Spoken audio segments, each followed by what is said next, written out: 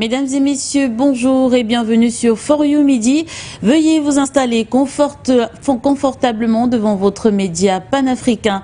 Nous honorons à la coutume avec l'information d'abord en langue anglaise et bien sûr, c'est avec Vundix. Greetings. Greetings, Alundu. Greetings, audience of You Midi Africa. We kickstart the first segment of this bilingual news in Kenya, where Tanzania has deported Kenya's former Justice Minister, Martha Karua, in a move that has sparked diplomatic interest between the two East African nations. The minister's deportation has raised questions about the circumstances surrounding their stay in Tanzania and the implications for regional relations. Kute Maba has the rest of the story.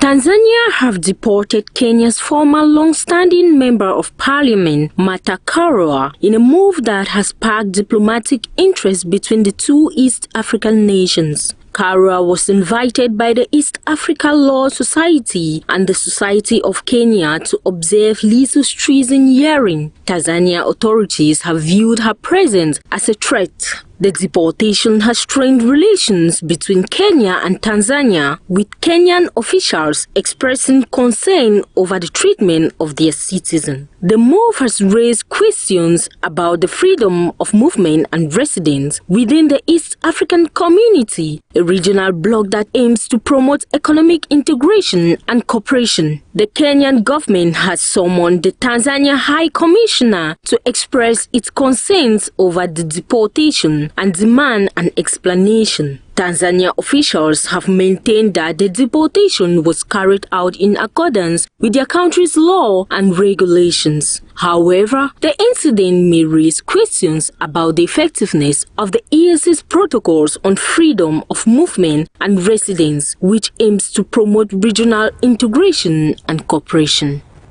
We equally talk Sudan in the course of this news, where the African Union, Arab League and United Nations have pledged a unified response to the conflict in Sudan, aiming to end the violence, ease humanitarian suffering and secure permanent ceasefire. The commitment follows high-level talks held during the Arab League summit that took place in Baghdad. Here is the rest of that story.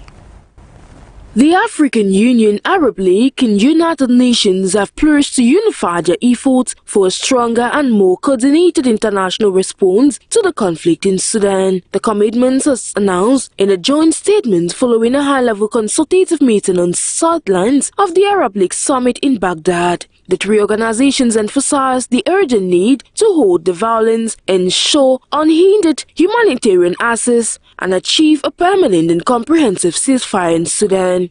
They reiterated their support for the country's sovereignty, unity and territorial integrity, stressing the importance of preventing the collapse of Sudan's national institutions.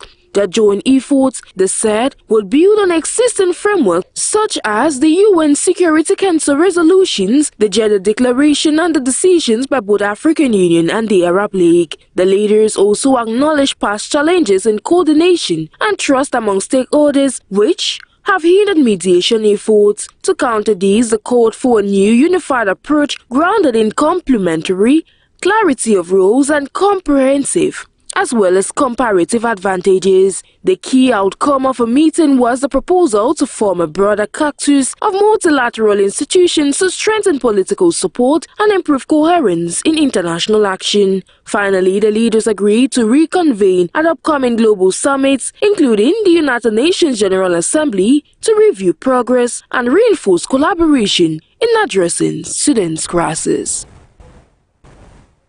In Somalia, at least 10 people were killed and dozens injured in a suicide bombing at a military base in Mogadishu on Sunday.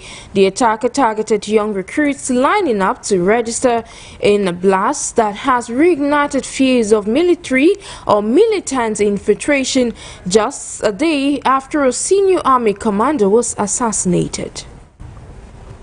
At least 10 people were killed and dozens injured in a suicide bombing on Sunday at the Damanyo military base in Mogadishu, Somalia. The attack targeted young recruits who had gathered to register for military service. Eyewitnesses said a man stepped out of a speeding tuk-tuk, ran into the queue at the base's gate and detonated explosives. Military Captain Suleiman, who witnessed the incident, reported seeing both recruits and bystanders amongst the dead. The death toll may rise, he warned. The aftermath was marked by the sight of scattered shoes and bombers' remains. A second witness described seeing hundreds of teenagers at the gate just moments before the blast. A deafening explosion filled the air with smoke, he said. Medical personnel at the military hospital confirmed receiving 30 injured, with 6 dying shortly after arrival. Security forces swiftly sealed off the area as investigations began. No group has claimed responsibility, but the attack mirrors a 2023 bombing at a nearby base that killed 25 soldiers. It also comes just a day after the assassination of Colonel Abdurrahman Hojali in the Hiran region amidst growing concerns of Al-Shabaab infiltration in Somalia's security forces. From the Horn of African nation down to West Africa, the Thomas Sankara Mausoleum has been unveiled in Ouagadougou, Burkina Faso, to honor the legacy of the country's revolutionary leader. Sankara, who served as president from 1983 to 1987, is remembered for his progressive policies and efforts to transform the West African nation. We get the rest of that story with You Midi. The Thomas Sankara Mausoleum, designed by renowned Burkinabe architect Francis Kéré, is a tribute to the revolutionary leader's legacy and vision for Africa. Located in Ouagadougou, Burkina Faso, the mausoleum, unveiled on May 17, serves as a symbol of African unity, historical pride, and cultural heritage. The mausoleum is built using laterite and earth, maintaining a fresh interior without air conditioning. This design showcases Kéré's commitment to minimize cement usage, reducing transport costs, and ensuring social benefits. The mausoleum immortalizes Sankara's ideas, promoting Pan-Africanism, unity, and progress. The project challenges colonial narratives, fostering a deeper understanding of Africa's rich history and cultural heritage. However, the mausoleum is expected to become a major tourist attraction, driving cultural tourism and economic growth in Burkina Faso. To culminate this first segment of this bilingual news, we talk Libya, where tense calm holds in Tripoli after deadly clashes left at least 8 civilians dead. Prime Minister Abdulhamid Al-Dabbagh vows to dismantle militias and fight corruption in the country, calling for the recent security operation part of efforts to restore state of authority. Here is the rest of that story.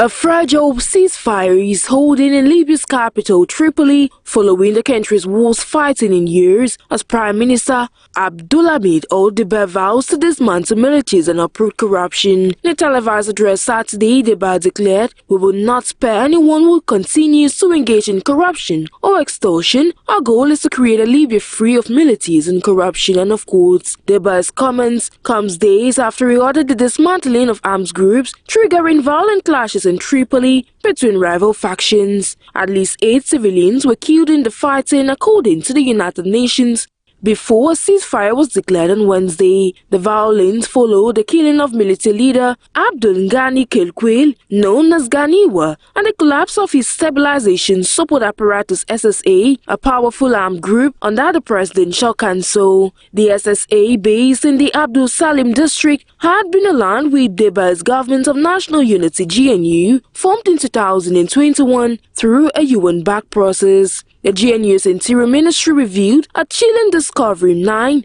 decomposed bodies in the morgue at Al-Qadra Hospital, allegedly unreported by SSA forces. The Prime Minister's media office later released footage of Dabbag's meeting security forces and community elders, calling the operation in Abu Salim a successful security operation. The Prime Minister stressed that this operation falls within the state's fixed vision to eliminate armed formations outside the police and armed institutions, his office said. Meanwhile, unrest continues. 3 cabinet ministers resigned Friday amid street protests demanding their best resignation. While the Prime Minister dismissed many demonstrators as paid agitators, he acknowledged some grievances as legitimate. The United Nations and African Union have voiced concern over the recent violence, urging all parties to protect civilians and public infrastructure as tensions in Tripoli remain high. And that brings us to the end of the first segment of this bilingual news. It continues in the French language. Bon après-midi une fois de plus. Thank you so much, Njekise. Mesdames et messieurs, alors qu'il est 10h10 à Moscou, 11h10 à Bissau et 12h10 à Yaoundé, nous démarrons le tour de l'actualité par la Guinée-Bissau, où le président Umaro Sissoco Embalo a entamé le 17 mai une tournée à l'intérieur du pays. Première étape de cette journée de travail, Ganadou, la province de Bafata, où il a été chaleureusement accueilli par une foule en liesse. L'objectif recherché par cette tournée est de renforcer les liens directs avec les concitoyens et d'écouter leurs principales préoccupations. Nous vous plongeons au cœur de cette première étape avec Guinée.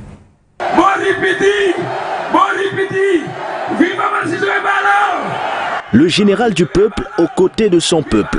Jamais un chef d'État bissau-guinéen n'avait été reçu avec autant d'enthousiasme à Ganadou, dans la région de Bafata, dans le centre du pays. Il faut s'appeler Umaro Sissoco Embalo pour bénéficier de ce genre d'accueil qui se passe de tout commentaire.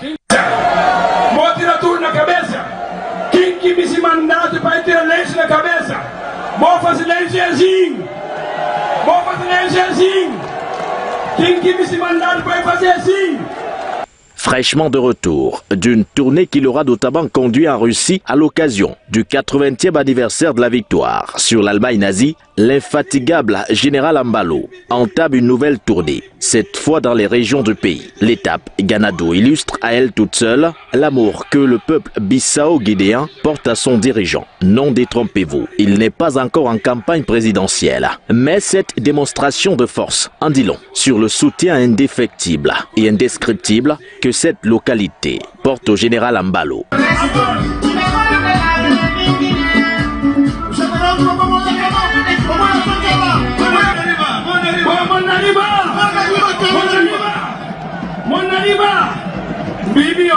Hommes, femmes, enfants et toute communauté confondue, chacun à sa façon témoigne ici sa gratitude à celui qui contribue largement au rayonnement de la Guinée-Bissau.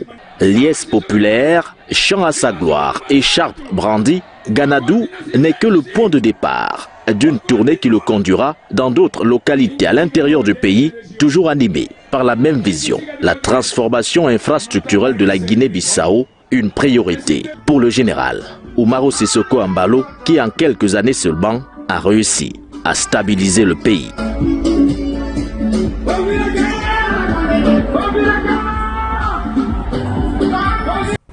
Et voilà donc de belles images. Merci à vous, Nguéné. Face à la crise persistante à l'est de la République démocratique du Congo, le Togolais et médiateur Faure Gnassingbé lance un appel à l'unité d'efforts pour résoudre ce conflit qui a déjà fait des milliers de victimes et provoqué des déplacements massifs de population.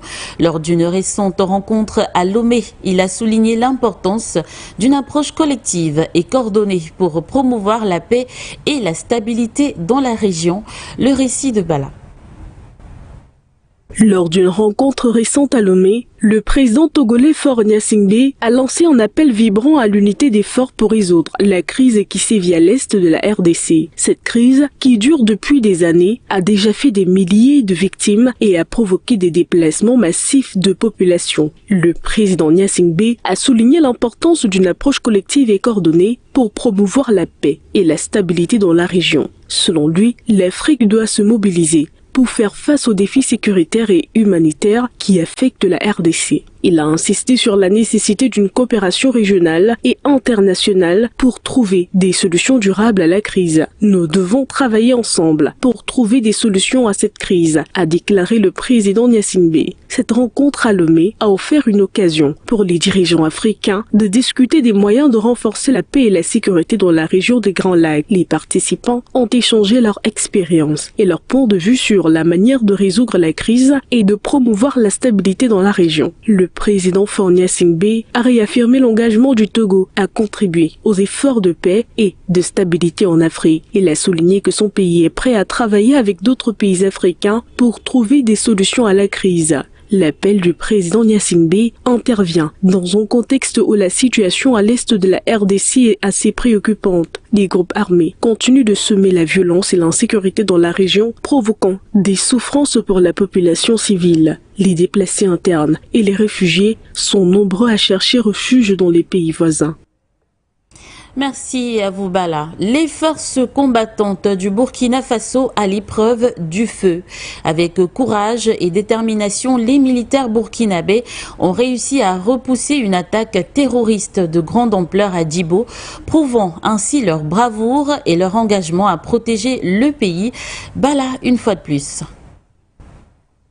Le 11 mai 2025, vers 5h40 heure locale, les forces combattantes burkinabées ont été alertées d'une attaque terroriste en cours à Djibo. Les vecteurs aériens ont été immédiatement dépêchés sur place et ont observé une situation critique. La base de Djibo était encerclée par des centaines, voire même des milliers de terroristes qui progressaient dans un assaut coordonné. Les forces aériennes ont engagé des frappes ciblées pour repousser l'attaque, mais face à l'ampleur de l'assaut, les renforts aériens ont été appelés en urgence. Un blindé volé par les terroristes a été localisé et neutralisé à Nassumbu. Les forces aériennes ont ensuite mené une bataille aérienne intense au-dessus de Djibo, éliminant les groupes de terroristes retranchés ou blessés qui tentaient de se dissimuler dans les fortifications et les bâtiments abandonnés. Les terroristes en déroute ont tenté d'exfiltrer leurs blessés, mais les forces aériennes ont anticipé leur tentative et ont tendu une embuscade aérienne, provoquant une lourde perte.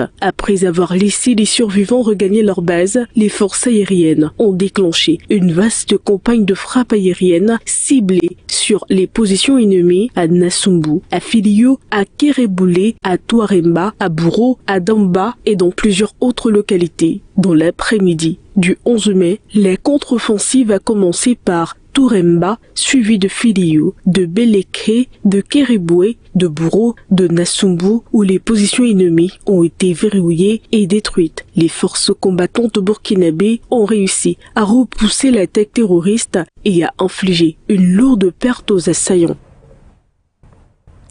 Merci à vous, Bala. Et du côté de l'Angola, les taux du choléra se resserrent davantage autour de ce pays. Le bilan de ces dernières 24 heures fait état de 191 nouveaux cas et un décès selon l'Organisation mondiale de la santé, en abrégé OMS. Cela fait maintenant plusieurs décennies que l'Angola connaît des épidémies récurrentes de choléra avec des pics pendant les saisons pluvieuses. Faisons le point dans cet élément.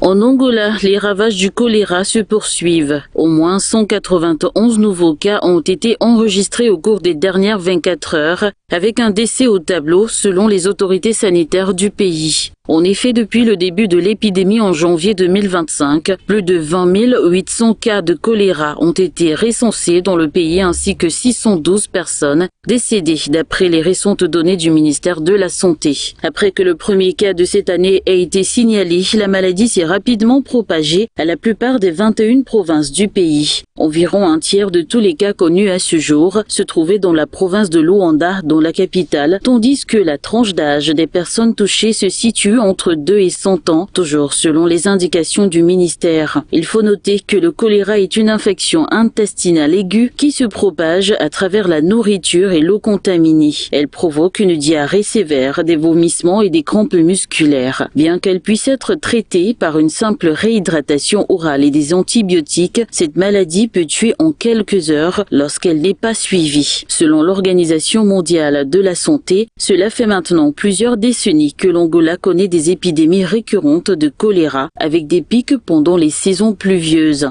Malgré sa richesse pétrolière, cette nation africaine est aux prises avec des taux de pauvreté élevés et une mauvaise gestion de l'assainissement environnemental. Et au-delà des frontières du continent, à présent, pourquoi la France a-t-elle besoin des territoires d'outre-mer pour y fermer tous les délinquants afin de préserver la métropole? C'est du moins ce que pense Gérald Darmanin, le ministre français de la Justice, lorsqu'il propose la Guyane comme lieu de construction d'une nouvelle prison de haute sécurité. Les détails dans cet élément de nos correspondants. Enfermer les narcotrafiquants au cœur de la jungle, tel est le projet de Gérald Darmanin, ministre français de la Justice et garde des Sceaux, qui a annoncé la création d'une prison de haute sécurité d'ici 2028 en Guyane française. J'ai décidé d'implanter en Guyane la 3e prison de haute sécurité de France. 60 places, un régime carcéral extrêmement strict et un objectif, mettre hors d'état de nuire les profils les plus dangereux du narcotrafic. Le choix de la Guyane française n'est pas un hasard. C'est de là qu'environ 20% de la cocaïne arrive en métropole. La création d'une prison pour les trafiquants de drogue dans cette région contribuera-t-elle à résoudre le problème ? Darmanin estime que oui. Ma stratégie est simple, frapper la criminalité organisée à tous les niveaux. Ici, au début du chemin de la drogue. En métropole, en neutralisant les têtes de réseau. Et jusqu'aux consommateurs. Cette prison sera un verrou dans la guerre contre le narcotrafic. Une hiérarchie serait-elle mise en place? La métropole pour les barons de la drogue et la Guyane pour les simples trafiquants. Sans aucun doute plus nombreux. Le retour aux affaires à la sortie de prison ne poserait aucun problème. Et pour l'État, cela constituerait une bonne garantie que les criminels resteront outre-mer. La métropole purifiée, que les autres régions se débrouillent. Telle serait donc la politique de Paris en 2025. Nos remerciements à nos correspondants. Mesdames, Messieurs, c'est ici que s'achève cette édition de For You Midi. C'est toujours un plaisir de vous conter l'actualité africaine et internationale. À très vite pour les prochaines éditions sur votre chaîne d'information en continu. Indeed, information continues over your Pan-African channel For You Media Africa. Thank you for watching. Thank you for listening. Do have a great day in company of our numerous programs.